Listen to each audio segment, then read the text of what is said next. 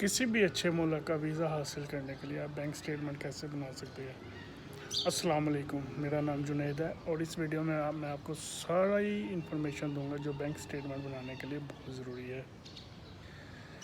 जैसे कि आप जानते हैं, किसी भी अच्छी मुल्क की कंट्री का वीज़ा हासिल करने के लिए बैंक स्टेटमेंट बहुत ज़रूरी होती है। इसीलिए आप बैंक स्टेटमेंट किस तरह बनाएं।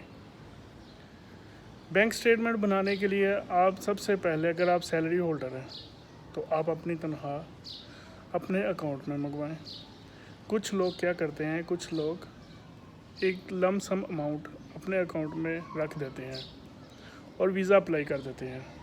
उनका वीज़ा बहुत मुश्किल से लगता है और ज़्यादातर नहीं लगता, क्योंकि एम्बेसी को पता होता है कि इसने सिर्फ वीज़ा अप्लाई करने के लिए ही बैंक स्टेटमेंट बनाई है और ये बैलेंस शो करवाया है। आप अगर किसी भी गवर्नमेंट की नौकरी करते हैं तो उसमें तो आपके अकाउंट में ही पैसे आते हैं। अगर आप प्राइवेट जॉब करते हैं तो आपको कैश की सूरत में भी पैसे देते हैं। अगर आप वीज़ा अप्लाई करना चाहते हैं तो आप अपने मालिकान को बोलें कि वो आपके अकाउंट में सैलरी डालें। आपके अकाउंट में सैलरी शो होगी, जिससे आपकी बैंक स्टेटमेंट बहुत अच्छी बनेगी और उसके साथ साथ सैलरी स्लिप लगाएंगे और मज़बूत केस हो जाएगा। वीज़ा लगने के चांसेस बहुत ज़्यादा हो जाते हैं इस तरह, क्योंकि गवर्नमेंट के एम्प्लॉय जो होते हैं उनकी सैलरी तो पहले ही अकाउंटों में आती है, उनके लिए इतना मसला नहीं है। प्राइवेट जॉब के लिए ये मसला होता है कि लोग कैश सैलरी ले लेते हैं या उनके मालिकान उनको कैश में सैलरी देते हैं। तो इसके लिए आप 3 माह 6 माह अपने अकाउंटों में सैलरी मंगवाएं और अच्छी स्टेटमेंट दिखाएं। उसके बाद जो बिज़नेसमैन है वो क्या करते हैं, वो ज़्यादातर अपनी ट्रांजैक्शन कैश में करते हैं, अपने अकाउंट को ज़्यादा नहीं चलाते। जब वो वीज़ा अप्लाई करते हैं तो अकाउंट में ट्रांजैक्शन शुरू कर देते हैं, जो कि ज़्यादा अच्छी नहीं है, क्योंकि एम्बेसी जानती है कि ये अमाउंट किस तरह शो करवा रहा है।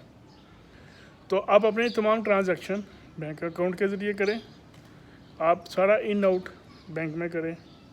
उसके अलावा अगर आपको किसी भी प्रॉपर्टी से कोई रेंट आता है, वो भी आप अपने अकाउंट में मंगवाएं, ताकि वो भी आप बता सकें कि मुझे एक रेंट भी आता है।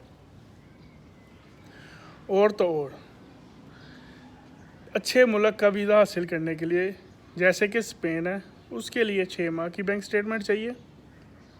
तुर्की के लिए 3 माह की चाहिए। इसी तरह थाईलैंड है, उसके लिए 3 माह की बैंक स्टेटमेंट चाहिए। इसीलिए आपको ये कहा जाता है कि आप अपनी बैंक स्टेटमेंट को एक स्ट्रॉन्ग बनाएं। उसी बैंक स्टेटमेंट को देखते हुए एम्बेसी ये फैसला करती है कि इसको वीज़ा देना है कि नहीं। उससे केस स्ट्रॉन्ग भी हो जाता है और बहुत ज़्यादा लो भी हो जाता है। वो आपकी बैंक स्टेटमेंट देखते हैं और आपको वीज़ा देने का फ़ैसला करते हैं। ये नहीं कि सिर्फ बैंक स्टेटमेंट के ही ज़रिए आपको वीज़ा मिलता है, और भी उनके डॉक्यूमेंट्स होते हैं जो वो चेक करते हैं, लेकिन बैंक स्टेटमेंट बहुत अहम है।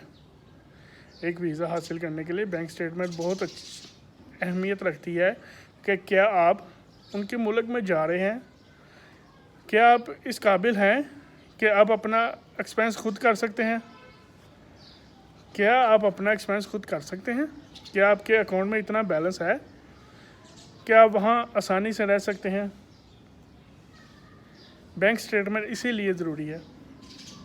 अगर आपको किसी किस्म की गाइडलाइन की ज़रूरत हो तो मेरा नंबर नीचे मेंशन किया गया है, आप उस पर रब्ता कर सकते हैं। मैं आपकी हर तरह से हेल्प करने को तैयार हूँ।